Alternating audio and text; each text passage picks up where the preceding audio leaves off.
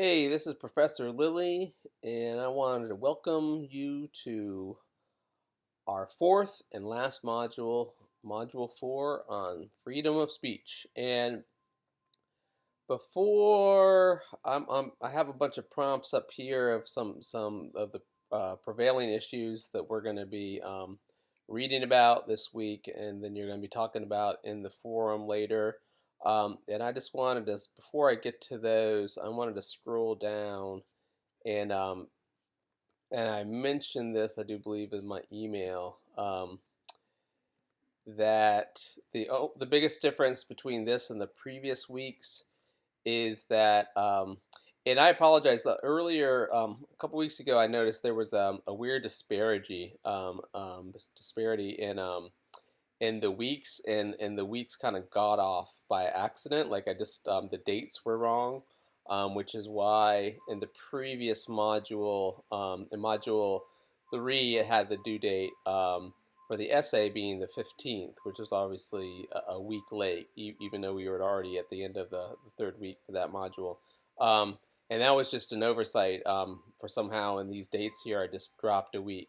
And when I realized that and I fixed them, I realized that we had a little extra time, and also module 4, the last week, normal last week, week 3, would have been Thanksgiving week, and obviously that would be the week that you would be finishing up your discussion and also writing your essay. And this is that week.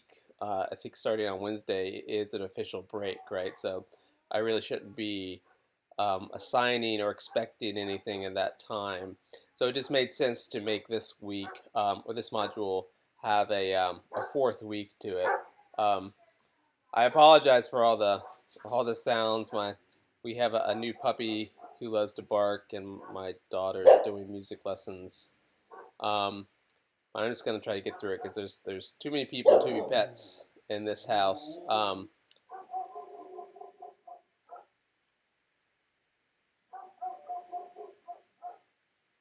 So what was I gonna ask? So okay, yeah. So we'll just have an extra week. So if you want to work during, participate in the discussion during that week while you're doing whatever you're doing at Thanksgiving, that's fine. You're just not expected to.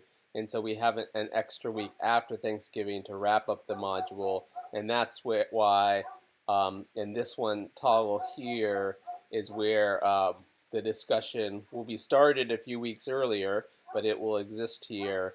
And then for those who are not the module leaders, you can submit your module essay at the end here. And then after that, and I'll give more guidelines later, we just have the final exam essay.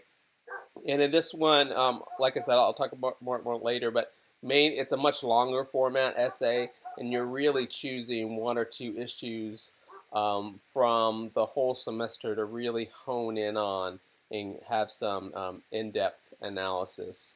The prompt is similar to the previous prompts, but just longer in that, or expecting more in-depth analysis, asking what advice would you give media professionals about the important laws and policies that are impacting the formation of social media and how people use social media today.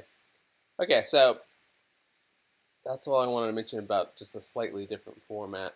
So when I think about freedom of speech, I definitely think about, I had a couple media law classes in my master's program and my PhD program, and one of the things I'll always remember is this phrase that I guess we could call it a test, the falsely shouting fire in a theater test that Oliver Wendell Holmes Jr., the Supreme Court Justice, created to try to think about whether or not speech is crossing a line, and what line will we say it was crossing, and therefore could be adjudicated or could potentially break a law in the United States.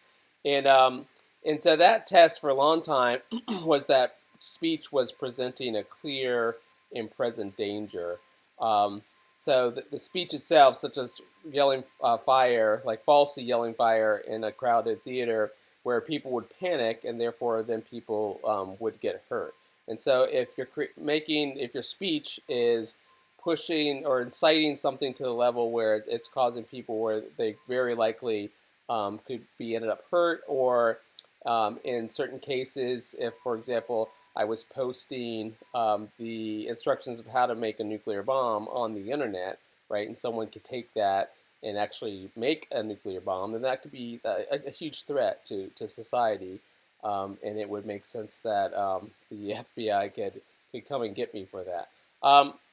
Now, this test kind of lasted a long time, and you'll hear it mentioned still today, even though in 1969, in the Brandenburg case, the court, even though it mentioned Holmes's kind of test, kind of changed it up a little bit and said, well, okay, we're going to protect any speech unless it's really inciting imminent lawless action. So that's like a little bit more specific test there. And basically, in this test, they're basically protecting a whole lot of hate speech, racist speech, in this case, and even hate speech that kind of seems to imply violence towards the people, as long as it's not what they call imminent lawless action.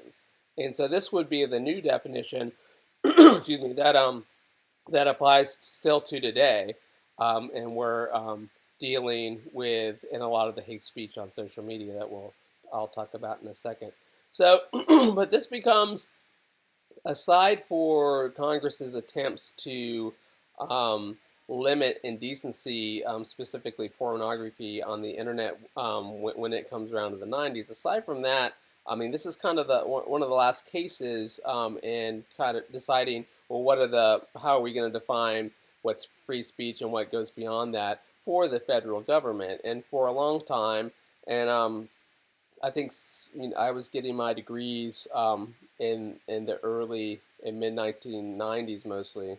I guess I got my PhD in 2004, but still, a lot of these issues of social media with hate speech and false speech hadn't really come to the fore, and so we were still thinking about freedom of speech, of freedom from government incursion on that free speech on the First Amendment. But now, and in the reading, a lot of the reading and discussion for this module, we're going to be a lot more concerned about censorship of free speech by these gigantic media companies that can control and design and mediate our flow of communication with each other through social media and through internet technologies or the web, an example of with Google and YouTube. And this is just an iconic example that I wanted to mention, and I'm sure it'll come up in the reading. And this is, I'm sure from your history books, a famous image of the 9-year-old girl who was fleeing napalm bombs and covered in chemicals from the Vietnam War. And obviously, this photo, won the Pulitzer Prize, has extreme political and social historical implications, right? But technically, the girl is walking down the street naked, right? And so the Facebook algorithms kick that up immediately and delete it, censor it. And so this kind of, and when people kind of complain about it and start talking to Facebook about it, they start to change their algorithm a little bit to account for these type of images that have huge political and social implications, even though technically speaking, they break their prohibition on nudity on posts. So, the question is, and it has been answered for a long time, do these big companies have to, are they bound by the First Amendment? And, they're not. they they can choose to adopt that, and many of them have tried to, because obviously you want to keep, if you're a gigantic company, keep your clients happy, but also for a lot of these companies, what they say they're offering is a platform for people to talk to each other and talk to society. And that's the whole point of the First Amendment, is the ability to be out in public and give a free flow of ideas. And you can't, in a democracy, you can't cut that down. So, and as in this court offering here, that the Ninth Circuit held that YouTube is not a government actor bound by the First Amendment, of course. Doesn't mean they won't try to adhere as much as they can to free speech guidelines. For example, in one area that's probably, we're getting back to the nudity issue, not quite as controversial, is the issue as hate speech, is Facebook and Instagram's nudity ban. And this is one example where artists in the Free the Nipple campaign, artists and activists trying to work with them to talk about allowing nude images that have political implications to them, and being more open and rewriting the algorithms to let that kind of those type of images through. I don't think anyone is arguing for them to let, like, graphic pornography view, but through. But so which is kind of ironic, because if we get back to the government, a long time ago, were certainly doing lots of censorship of pornography and indecent materials. And over the years, the courts have found that it's very difficult to, first of all, to decide which of these images are have political and social and artistic, sometimes scientific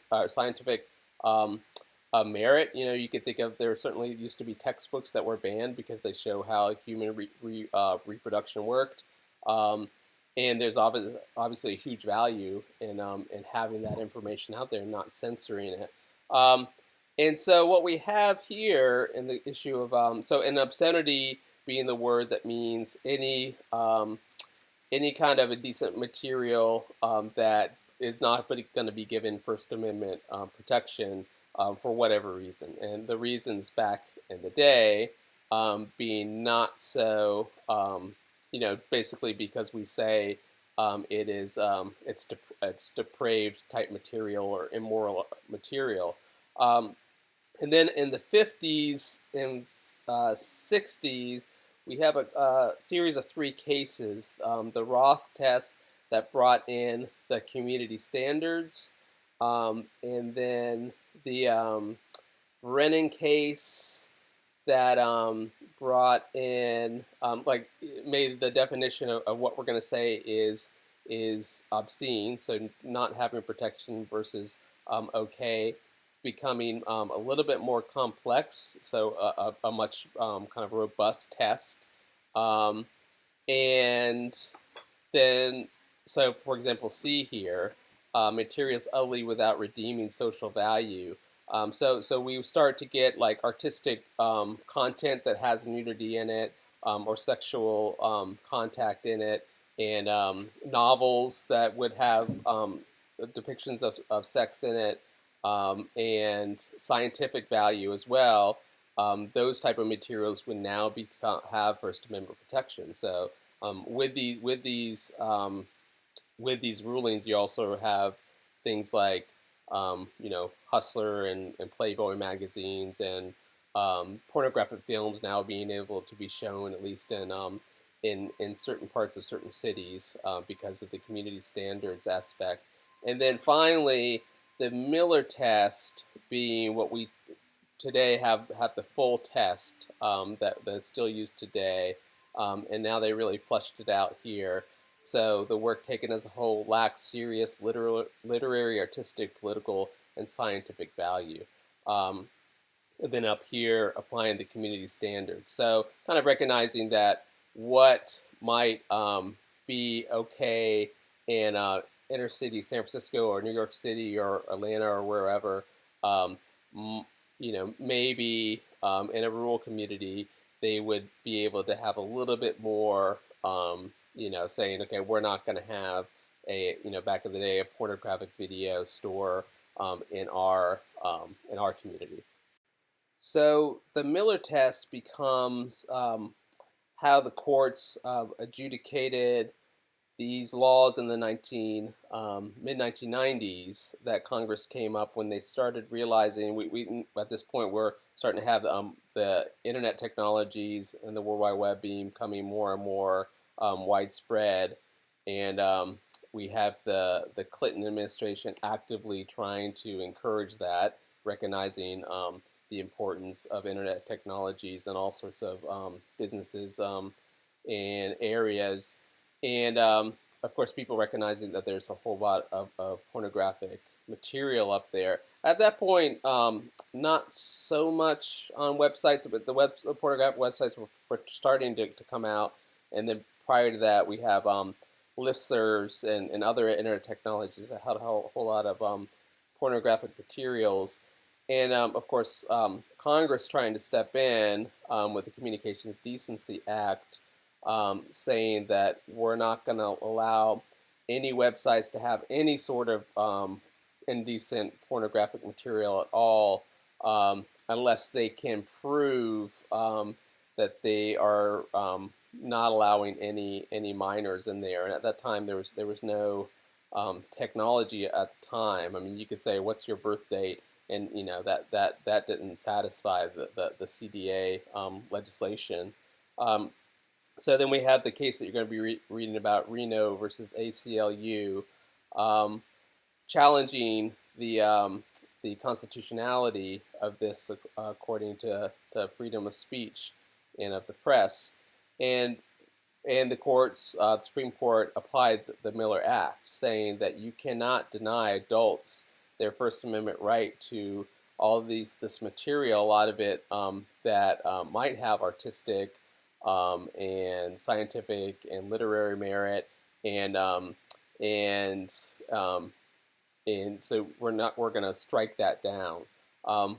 And so this is kind of one of the last instances of that you'll see the government trying to get into this issue of censorship of speech, and why they're not really getting into it, with the possible exception of trying to get social media to limit the influence of foreign actors on elections.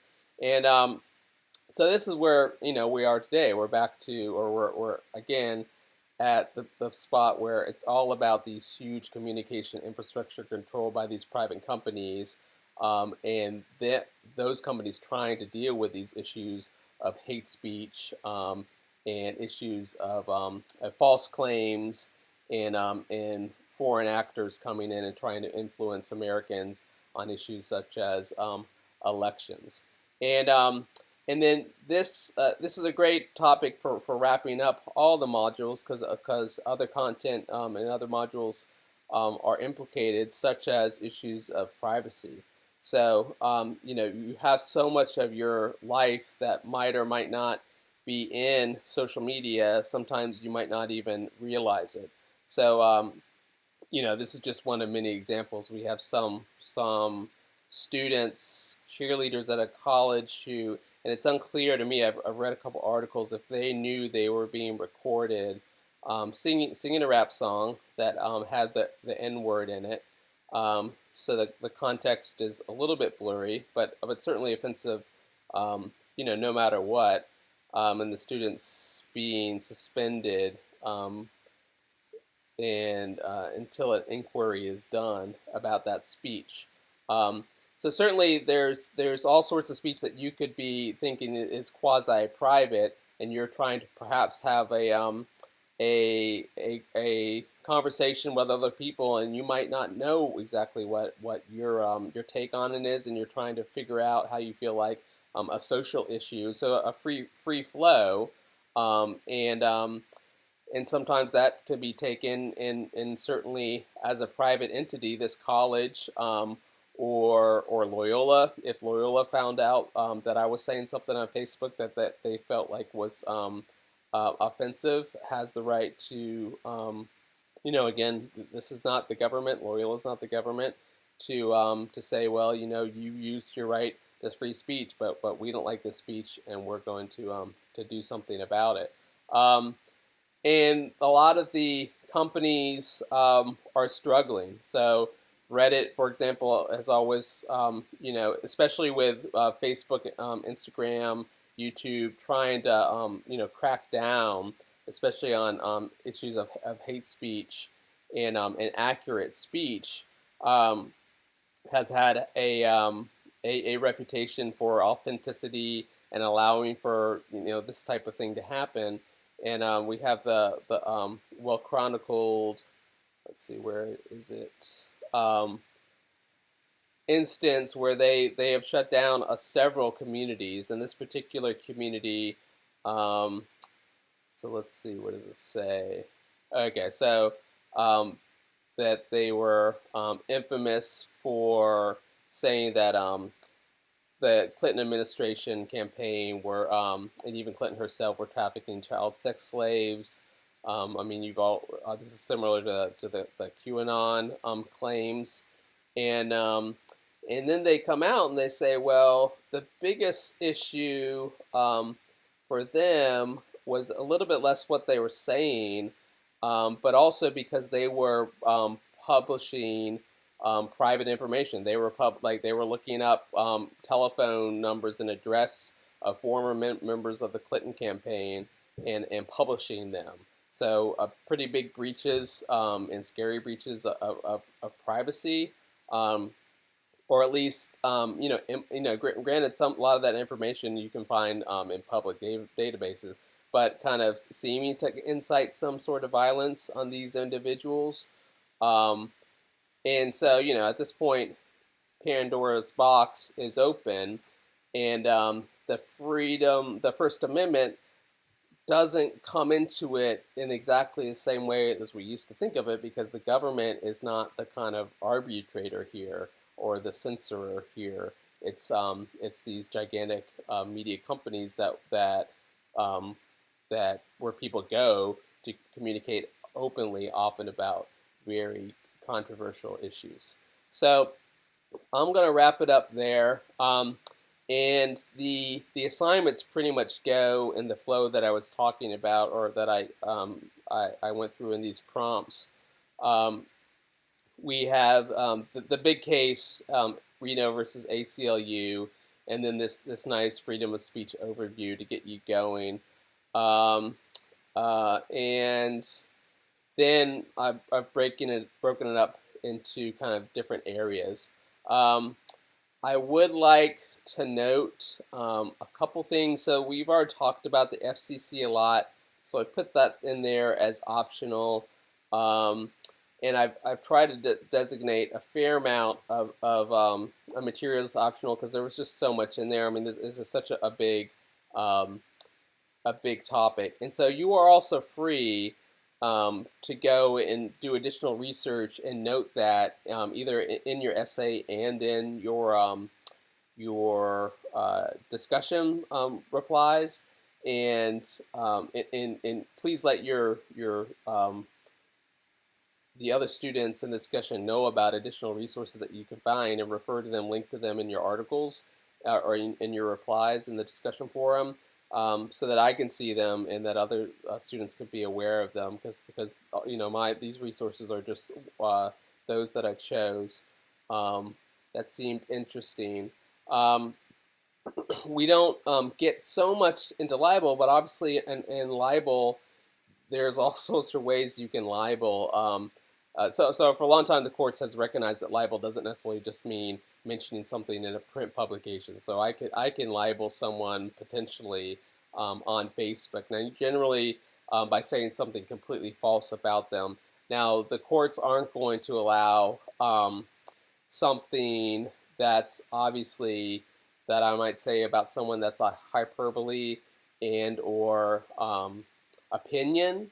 And generally anything that a person says about a important public official then that person, if they were going to sue me for libel, would have to prove actual malice, which would mean that I knew it was completely false. And they're also going to protect parody. So obviously there's lots of things that people do, like lots of memes that are parody of politicians, and they're going to protect those partially because they say, well, the parody is political, which is the most protected type of speech in the First Amendment, but also because in private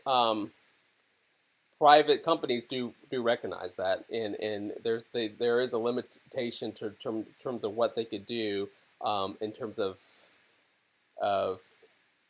cutting down political speech and still being considered a viable communication platform that I would choose to use.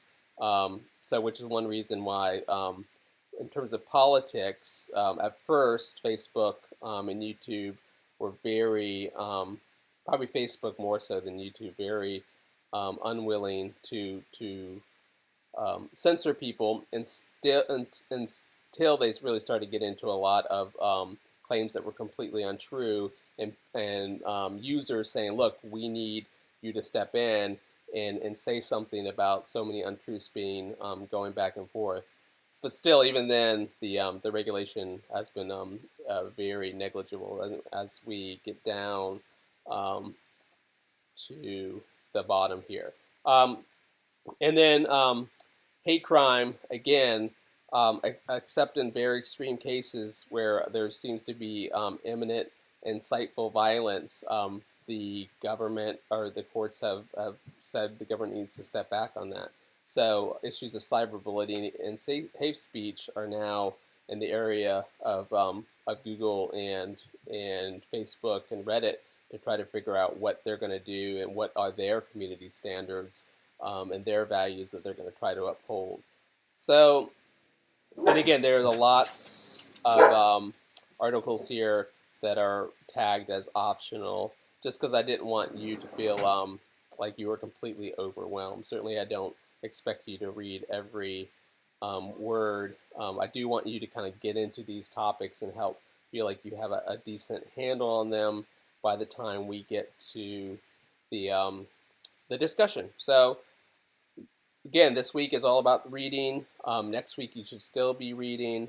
We'll have the presentation and then the start of the discussion by midtime next week, and we'll have a little bit longer of that, longer time to participate in the discussion because of Thanksgiving. So I hope everyone's doing well, and I'm looking forward to seeing the presentation and reading what you're interested in the discussion.